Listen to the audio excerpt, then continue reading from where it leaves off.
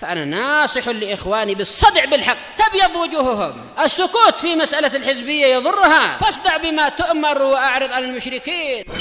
سلامي على دماج ورجالها والشيخ يحيى ودار العلم يا سعد بانيها. بسم الله الرحمن الرحيم. الحمد لله حمدا كثيرا طيبا مباركا فيه كما يحب ربنا ويرضاه. أشهد أن لا إله إلا الله وحده لا شريك له، وأشهد أن محمدا عبده ورسوله صلى الله عليه وعلى آله وسلم تسليما كثيرا. أما بعد، عندك يا خزيمة pembahasan terakhir yang kita ambil tentang apa?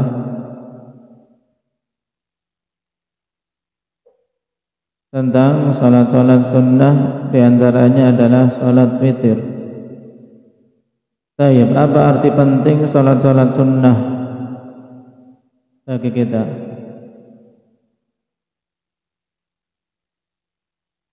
Salat termasuk sebaik-baik amalan, karena itulah hendaknya kita perbanyak, termasuk salat sunnah. Terus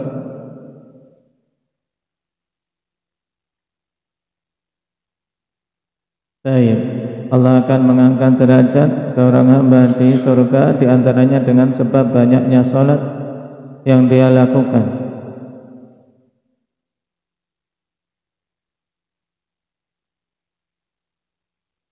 Nah, salat sunnah sebagai penutup kekurangan salat fardu. Baik, ahsan, barakallahu fiik. Indaka Abdurrahman Kisana.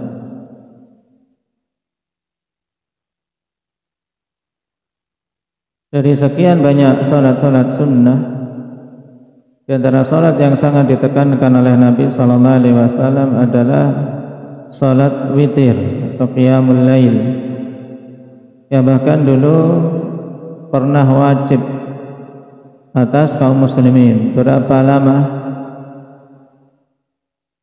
Selama 1 tahun. Apa dalil yang menunjukkan wajibnya?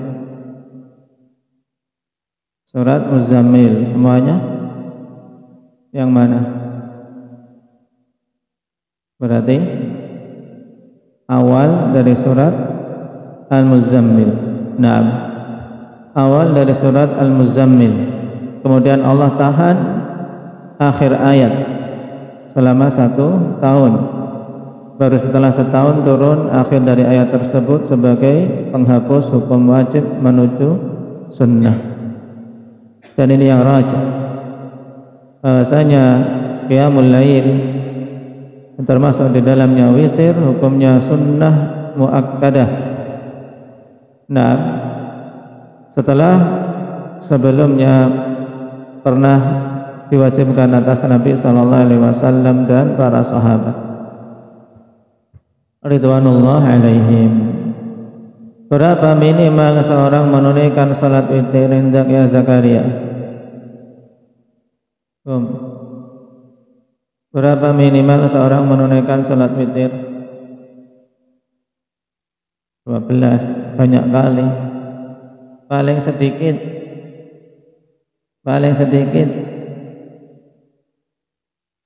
nah, yang paling sedikit 1. Nah, paling sedikit 1 rakaat. Baik. Nabi sallallahu alaihi wasallam dalam qiyamul lail beliau tidak pernah kurang dari berapa rakaat indak ya sakit. Sakit.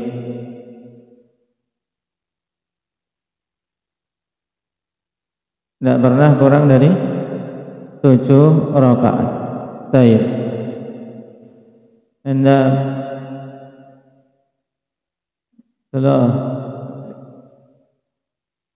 apa yang dibaca pada 3 rakaat pada salat witir?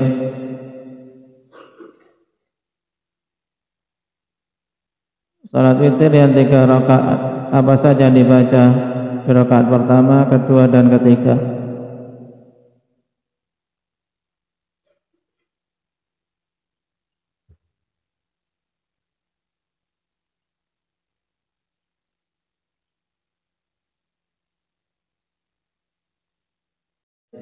Nah, Al-A'la, Al-Kafirun, kemudian Al-Ikhlas. Adapun riwayat yang padanya penambahan Al-Falaq dan An-Nas di rakaat ketiga itu riwayat yang lemah. Baik. Kapan waktu penunaian salat witir? Indaka Arif. Nah, waktu penunaian salat witir luas. Nah, mulai dari setelah ditunaikannya salat Isya sampai menjelang terbit fajar. Yang paling utamanya di sepertiga malam yang terakhir, karena terkumpul padanya keutamaan yang banyak. Padanya turun Allah Subhanahu wa taala ke langit dunia. Nah, waktu yang mustajabah untuk seorang berdoa. Jelas. Sekarang kita masuk pada hadis yang ke-58, ke-57. Qala al-mu'allif wafaqahu Allah ta'ala an Aisyah radhiyallahu anha anna an-nabiy sallallahu alaihi wasallam qala rak'atul fajr khairun minad dunya wa ma fiha. Rawahu Muslim. Dari Ummul Mukminin Aisyah radhiyallahu anha, bahwasanya Nabi sallallahu alaihi wasallam bersabda rak'atul fajri. Baik, apa i'rab dari rak'ata? Indah ya Abdurrahman Rio. Mubtada.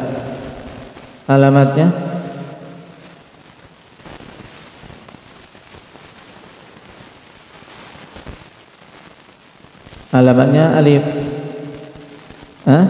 Kenapa? Temutana. Terus kemana nunnya? Taib, dihilangkan karena sebagai mudhaf. Taib. Rak'atul fajri, 2 rakaat salat qabliyah subuh. Ini dimaksud rak'atul fajri bukan 2 rakaat salat subuh, akan tapi 2 rakaat qabliyah subuh. Khairun minad dunya wa ma fiha, itu lebih bagus daripada dunia dan seisinya. Hadis rawahu Muslim. Hadis ini akhwan menunjukkan tentang keutamaan yang besar dari salat sunnah 2 rakaat sebelum salat subuh, atau yang dikenal dengan 2 rakaat qabliyah subuh. Yang 2 rakaat ini memiliki kekhususan dibandingkan salat-salat rawatib yang lain. Nah, karena 2 rakaat qabliyah subuh ini adalah apa? Salat sunnah rawatib yang paling kuat ditekankan oleh Nabi sallallahu alaihi wasallam. Dan ini disepakati oleh semua mazhab-mazhab yang 4. Bahwasanya dari salat-salat sunnah rawatib yang paling ditekankan adalah 2 rakaat qabliyah subuh. Dengan beberapa hal. Yang pertama karena keutamaan yang besar sebagaimana Rasulullah sallallahu alaihi wasallam sebutkan dalam hadis ini. Nah, di mana 2 rakaat qabliyah subuh tersebut dikatakan oleh Nabi lebih bagus daripada dunia seisinya. Perhatikan kalimat ini akhwan, kalimat ini tidak ringan. Khairun minad dunya wa ma fiha, dan dunia dari semenjak awal diciptakan sampai hari kiamat beserta semua apa yang ada di dalamnya, dari perhiasan-perhiasan, dari segala macam kenikmatan-kenikmatan yang didapati oleh manusia, dengan berbagai macam bangunan-bangunan dan kendaraan-kendaraan yang lainnya, dan semua apa yang ada di dunia dari awal sampai hari kiamat itu dibandingkan dengan 2 rakaat subuh, masih bagus 2 rakaat qabliyah subuh. Nah, kemudian yang kedua yang menunjukkan bahwasanya 2 rakaat qabliyah subuh ini merupakan rawatib yang paling utama, karena Nabi SAW betul-betul menjaganya. Tidak pernah Nabi meninggalkannya, baik ketika safar apalagi ketika mukim. Dan ini diungkapkan oleh para istri Nabi SAW. Ibunda kita Aisyah mengatakan, lam yakunin Nabi sallallahu alaihi wasallam ala syai'in minan nawafil ashadda ta'ahudan minhu ala rak'atil fajr. Rasulullah sallallahu alaihi wasallam tidak pernah dalam menjaga salat-salat sunat itu lebih kuat penjagaannya dibandingkan penjagaan terhadap 2 rakaat subuh. Maka bagi siapa saja yang mengaku mengikuti sunnah Nabi, hendaknya betul-betul dijaga. Jangan sampai seorang terlewatkan dari penunaian 2 rakaat qabliyah subuh. Jaga. Karena penunaian ini dalam waktu yang singkat, ikhwan, berarti butuh seorang persiapan. Nah, dan pada riwayat Muslim, pada hadis Aisyah yang kita baca tadi, rakaat al-fajri khairun minad dunya ma fiha, Nabi mengatakan lahuma ahabbu ilayya minad dunya jami'an. Karena keutamaan 2 rakaat qabliyah subuh ini, Nabi SAW katakan, sungguh 2 rakaat itu lebih aku cintai daripada dunia ini secara keseluruhan. Lihat. Nah, sekarang kita butuh menguji diri kita. Seandainya saat itu ada pembagian harta, tapi waktunya mepet dengan qabliyah subuh, ini pilih mana ya? Nabi, kalau Nabi lebih dia cintai 2 rakaat qabliyah subuh dibandingkan dunia keseluruhannya. Kalau kita dibandingkan 10.000 saja masih kalah. Nah, maka harus kita perkuat rasa cinta terhadap 2 rakaat qabliyah subuh ini. Dengan apa? Dengan betul-betul mempersiapkan diri untuk menunaikannya. Baik. Dan dalam riwayat yang lain dari Ummul Mukminin Aisyah juga, dalam riwayat Bukhari, Rasulullah sallallahu alaihi wasallam tidak pernah meninggalkannya. Nah, bahkan ketika beliau dalam kondisi capek, tetap tidak meninggalkan 2 rakaat qabliyah subuh. Salat Nabi sallallahu alaihi wasallam al-isya, thumma shalla 8 rakaat wa rak'ataini jalisan wa rak'ataini bainan nida'ain wa lam yakun yad'ahuma abadan. Nabi sallallahu alaihi wasallam setelah salat isya kemudian salat 8 rakaat, kemudian salat 2 rakaat dalam kondisi duduk. Kemudian yang dikisahkan oleh Aisyah, salat 2 rakaat di antara 2 azan, yaitu setelah azan subuh dan sebelum iqamah.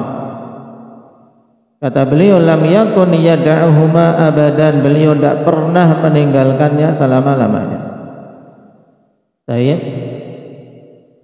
Dari sini sangat jelas bahwasanya Nabi sallallahu alaihi wasallam betul-betul menjaga 2 rakaat qabliyah subuh ini. Makanya sepantasnya seorang yang ketinggalan 2 rakaat qabliyah subuh harus merasa sangat sangat merugi. Merasa sangat merugi. Baik. Dan manusia, kawan, ketika dia kehilangan motor, kehilangan mobil, ada yang mencurinya, mungkin banyak teman-temannya yang ikut memberikan penyabaran. Sabar, semoga Allah beri ganti. Nah, tapi ketika seorang kehilangan qabliyah subuh, tidak ada yang takziah. dianggap biasa.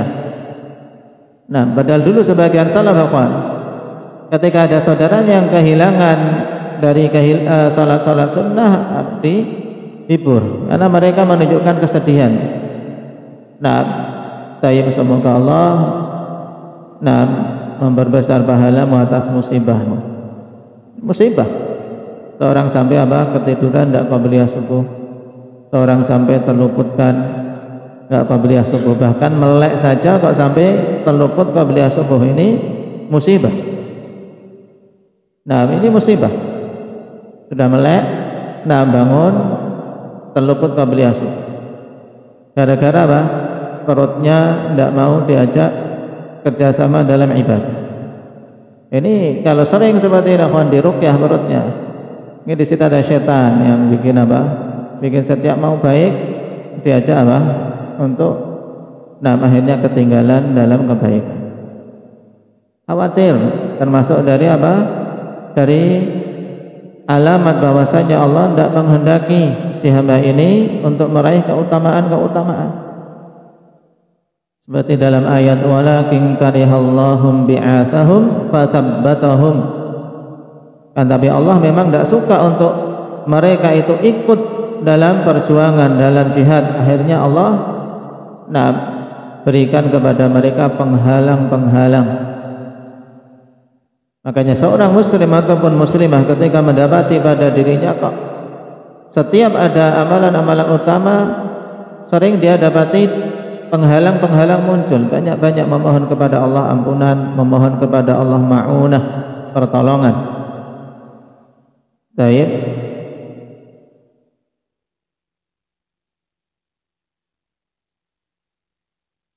Dan ini satu-satunya salat rawatib yang Nabi SAW tetap lakukan di saat safar. Adapun salat-salat rawatib yang lainnya Nabi tidak tunaikan ketika safar. Bahkan ketika seorang kehilangan waktu dalam artian tertidur, Nabi pernah ketika safar bersama rombongan para sahabat. Karena kebiasaan Nabi kalau safar di awal malam berjalan. Nah, kemudian ketika menjelang subuh di akhir malam, kemudian istirahat. Baik. Nah, ketika sahabat tersebut istirahat di akhir malam, Allah Subhanahu wa taala kehendaki untuk semuanya tertidur lelap.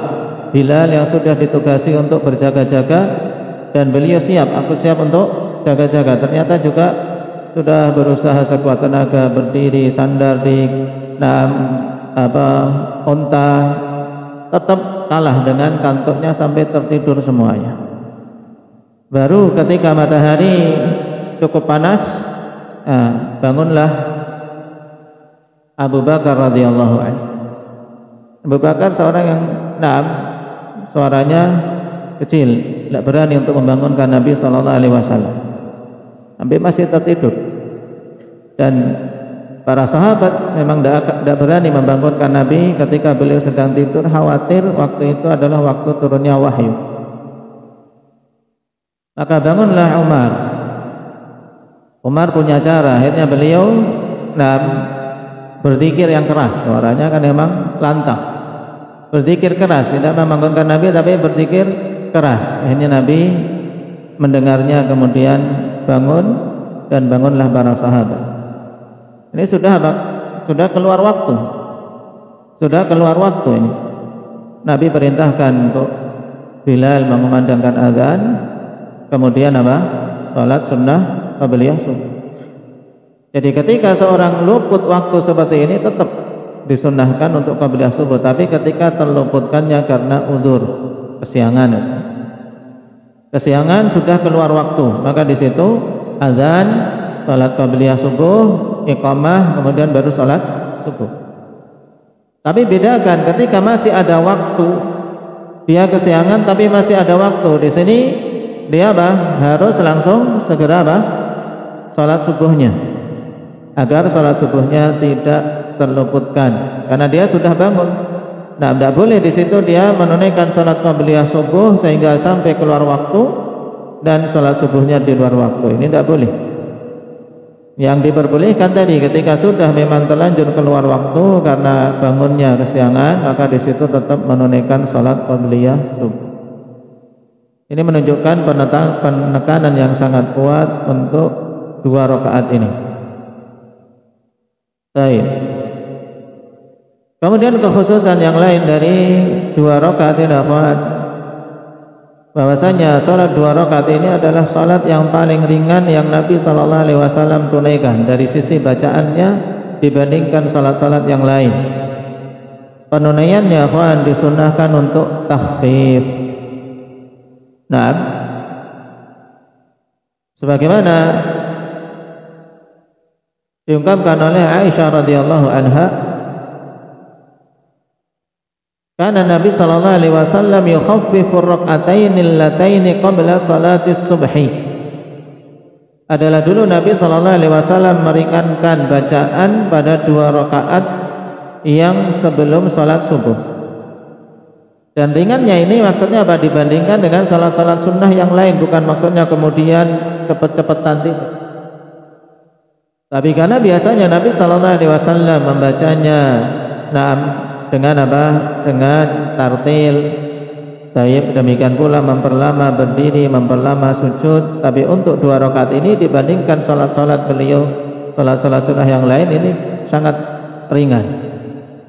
Sampai-sampai Ummul Mukminin Aisyah mengatakan, hatta inni la aqul hal qara'a bi ummil kitab, sampai-sampai aku katakan apakah Nabi baca Al-Fatihah atau tidak.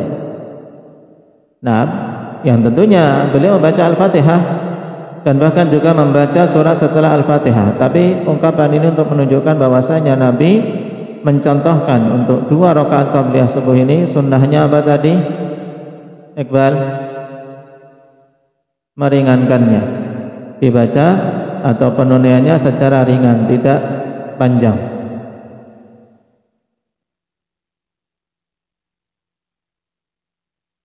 Kekhususan yang lain dari 2 rakaat ini, Nabi sallallahu alaihi wasallam tetapkan surat yang dibaca padanya. Nah, yaitu pada rakaat pertama dengan Al-Kafirun dan rakaat kedua dengan Al-Ikhlas. Sebagaimana dalam hadits Abi Hurairah muttafaqun alaih, atau dalam hadis Sahih Muslim, anna Rasulullah sallallahu alaihi wasallam qara'a fi raq'atil fajr qul huwallahu qul ya ayyuhal kafirun wa qul huwallahu ahad. Nabi sallallahu alaihi wasallam dulu pada 2 rakaat sebelum subuh membaca qul ya ayyuhal kafirun dan qul huwallahu ahad.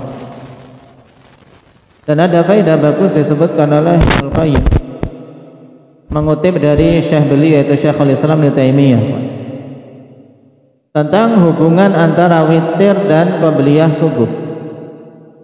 Kenapa kok ada kesamaan pada salat witir juga bacaannya apa? Qul huwallahu qul ya ayyuhal kafirun dan qul huwallahu ahad. Naam. Baik.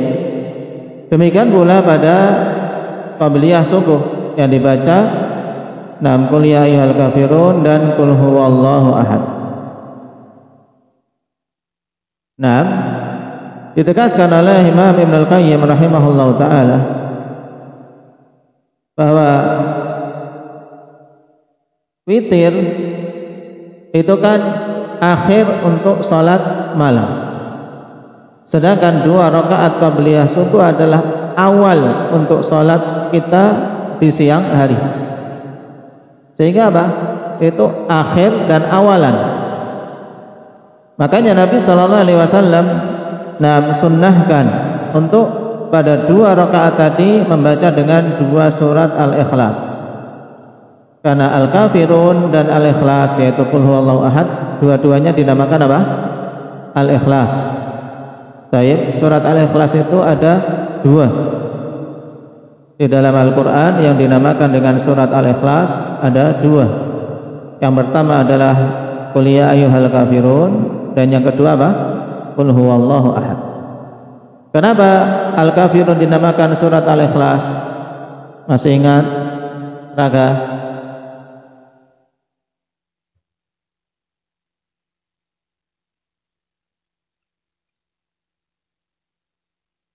Lupa. Kenapa Abdurrahman Aceh? Baik, karena pada surat Al-Kafirun di sini penegasan apa? Masalah pengikhlasan ibadah kepada Allah Subhanahu wa taala. Pemurnian ibadah kepada Allah. Naam, la a'budu ma ta'budun wa la antum 'abiduna ma. Ya. Baik. Penegasan bahwasanya kita hanya beribadah kepada Allah, tidak beribadah kepada sesembahan-sembahan yang mereka ibadahi selain Allah Subhanahu wa taala. Baik. Kemudian pada Qul huwallahu ahad dinamakan surat Al-Ikhlas kenapa? Syukran.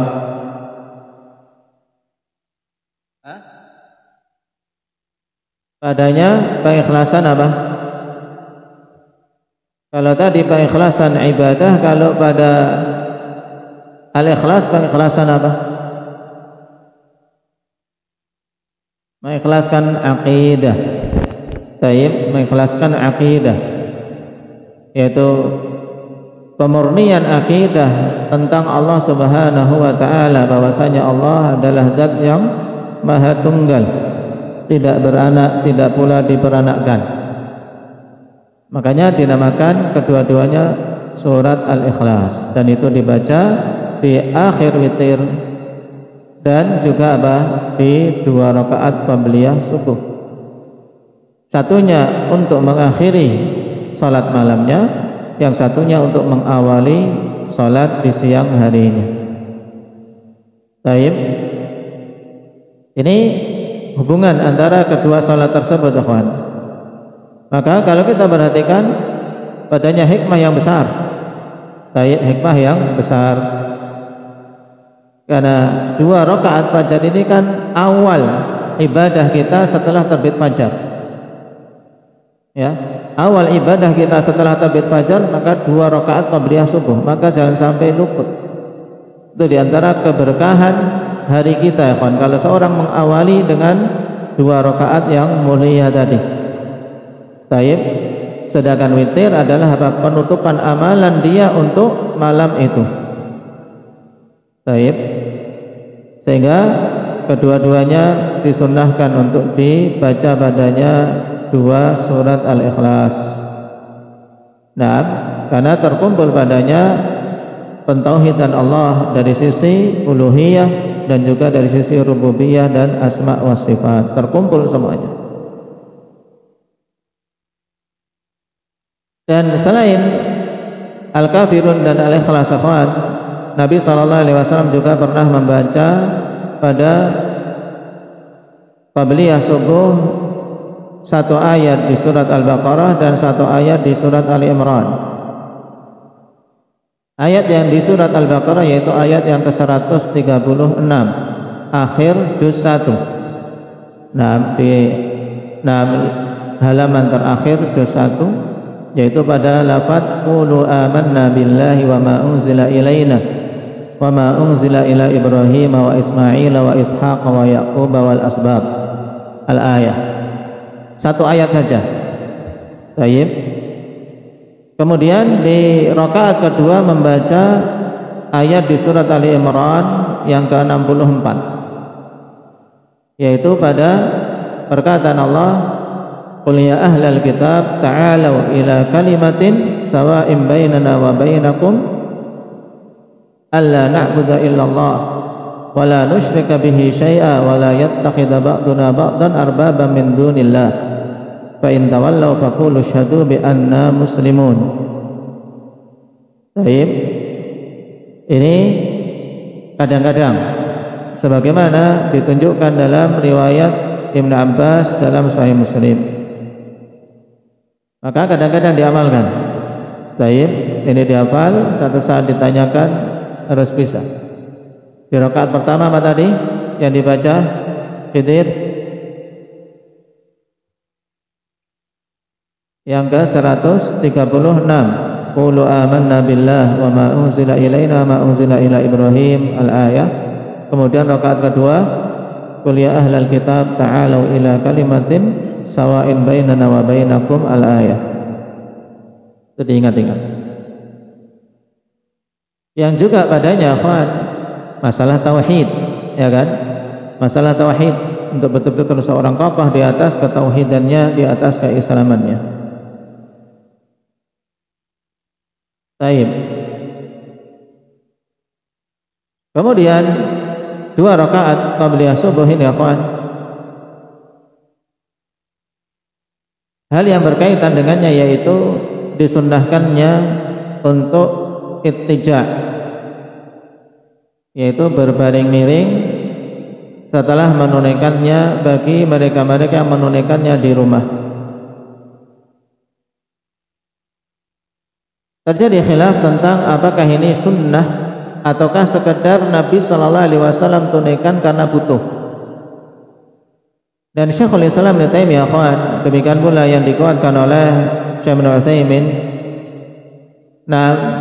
mensinkronkan pendapat-pendapat yang ada bahwasanya itu disunnahkan bagi seorang yang menunaikan qiyamul lail dan dia butuh untuk istirahat demi menguatkan dirinya dan menyemangati diri untuk sholat subuh. Baik. Ini taujih dari Syekhul Islam Ibnu Taimiyah dan juga dikuatkan oleh Syekh Ibnu Utsaimin. Sebagian mengatakan disunahkan ittija' secara mutlak, yang penting di rumah. Karena tidak disunahkan untuk berbaring setelah menunaikan qabliyah subuh di masjid. Ya. Tinggal menunggu sedikit, jangan qabliyah subuh, habis qabliyah subuh di masjid baring-baring. Tidak pantas. Ya. Baik. Yang biasa berbaring harus ditinggalkan yang seperti itu. Duduk, tunjukkan himmah, karena itu awal hari kita. Awal hari kita isi dengan semangat. Dulu Ibnu Umar, makanya kita kadang-kadang praktekkan kalau ada orang yang tiduran habis qabliyah subuh di masjid. Telah sahih dari Ibnu Umar akhwan bahwasanya beliau melempar orang yang tidur habis qabliyah subuh di masjid dengan dengan pasir. Dalam bahasa Jawanya disawur, pakai pasir. Kalau kita pakai apa ini besok? Menjahit? Ya, pakai apa? Kita perjanjian aja ini, biar enggak emosi besok. Baik. Ibnu Umar dengan sanad yang sahih dikeluarkan oleh Ibnu Abi Syaibah, ketika ada melihat seorang yang setelah qabliyah subuh tidur-tiduran di masjid. Ini dilempar dengan pasir. Baik, ditabur, ya, ditaburi pasir. Baik, siram air atau apa ini. Karena apa? Karena bukan tempatnya di situ. Syekh bin Baz juga mengatakan ketika ditanya apakah boleh baring miring, ya, ittija' setelah salat sunnah qabliyah subuh di masjid ataukah di rumah, kata beliau bal fil bait wa fil masjid la yattaji'. Tidak, tapi letaknya sunnah itu di rumah. Adapun di masjid maka tidak boleh tidur miring ketika itu. Jangan, bukan tempatnya sunnah tersebut. Khawatir kalau seorang meniatkan ini mengamalkan sunnah tidur miring, jadinya bid'ah. Karena bukan pada tempatnya, bukan pada tempatnya. Baik, jadi kalau ingin mengamalkannya itu di rumah. Baik, itu pun akhwan, kalau seseorang memang memang malamnya qiyamul lail, ataupun seorang baru bangun mau tidur lagi, ini tidak pantas. Baru bangun azan jam 4, jam 4 baru bangun atau setengah 4 baru bangun sebentar kemudian tidur lagi, bablas, ya, nanti tidak kedengaran. Baik, makanya ini juga penting ketika seorang malah ketika dia mau baring akhirnya bukan semangat tapi malah makin ngantuk, maka jauhi yang demikian. Karena sunnah ini akhwan bukan kemudian sunnah yang yang memang Nabi sallallahu alaihi wasallam lakukan dalam konteks pensyariatan untuk umat. Tidak ada kalimat yang menunjukkan dorongan untuk itu, cuman didapati Nabi terkadang ketika telah dikumandangkan adzan subuh, kemudian sholat 2 rakaat, kemudian beliau baring miring menunggu Bilal. Beliau imam, ya kan, menunggu Bilal sampai sampai Bilal datang untuk memberitahu mau ditegakkan sholat. Dan rumah Nabi SAW ya di samping kiri masjid. Tayyib nempel dengan dengan masjid, sehingga sangat dekat. Makanya siapa saja yang khawatir ketinggalan takbiratul ihram bersama imam, maka tentunya jangan kemudian melakukan yang seperti ini. Bahkan sholat sunnah saja yang jelas-jelas utamanya dilakukan di rumahnya. Tapi kalau dia khawatir kalau sholat di rumah ketinggalan takbiratul ihram bersama imam, maka lebih utama baginya untuk tunaikan di masjid. Tunaikan di masjid. Tapi kalau dia mampu tunaikan di rumah, tidak ketinggalan takbiratul ihram bersama imam, maka itu lebih utama.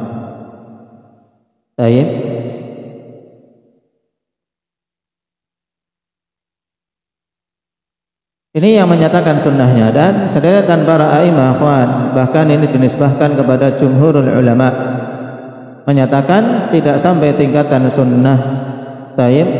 Kenapa? Karena Nabi SAW lakukan itu lirrahah, untuk sekedar istirahat. Untuk sekedar istirahat, karena qiyamul lail beliau yang panjang. Dan ini juga yang difatwakan oleh lajnah daimah. Makanya kesimpulan dari pembahasan kita, apabila seorang butuh untuk di rumahnya dia baring miring, untuk sekedar meluruskan punggung, atau untuk menguatkan diri agar bersemangat dalam menunaikan salat subuh, maka khair. Niatan yang khair. Padanya contoh dari Nabi SAW. Namun bila seorang tidak butuh, masih semangat, kemudian aku tak tidur miring lah, sayang, gunakan untuk yang lain. Gunakan untuk qiraatul Quran, gunakan untuk berdoa, karena waktu singkat antara selesainya qabliyah subuh dengan ditunaikannya sholat subuh. Ini penting untuk diperhatikan, karena banyak yang salah, malas tapi beralasan ini sunnah, ya kan? Sebenarnya malas tapi gunakan alasan sunnah, tidur miring di masjid. Salah lagi. Sudah alasannya salah, penerapannya salah. Kenapa? Penerapannya ittija itu tidak di masjid. Baik, barakallahu fikum. Ini tentang 2 rakaat qabliyah subuh yang hendaknya betul-betul dijaga. Kapan saja seorang terluput dari 2 rakaat tersebut, untuk menggantinya jangan sampai lupa, diqadha. Yang paling utama untuk mengqadhanya yaitu setelah masuk waktu duha. Adapun apabila khawatir nanti dia akan tersibukkan atau khawatir lupa, maka boleh untuk seorang mengqadhanya sehabis salat subuh. Kenapa? Karena ini salat yang memiliki sebab, sehingga tidak termasuk dalam larangan. Walaupun demikian, hendaknya seorang tidak menunaikannya di tempat-tempat yang situ apabila orang melihat khawatir menimbulkan fitnah dan salah paham, dikiranya ada salat ba'diyah subuh. Karena sebagian orang melihat ini sudah salat subuh kok salat 2 rakaat lagi, padahal dia mengqadha. Maka tunaikan di rumah, atau apabila tempat tersebut memang sudah mengerti ilmunya, maka tidak mengapa. Wallahu ta'ala alam, walhamdulillahi rabbil alamin.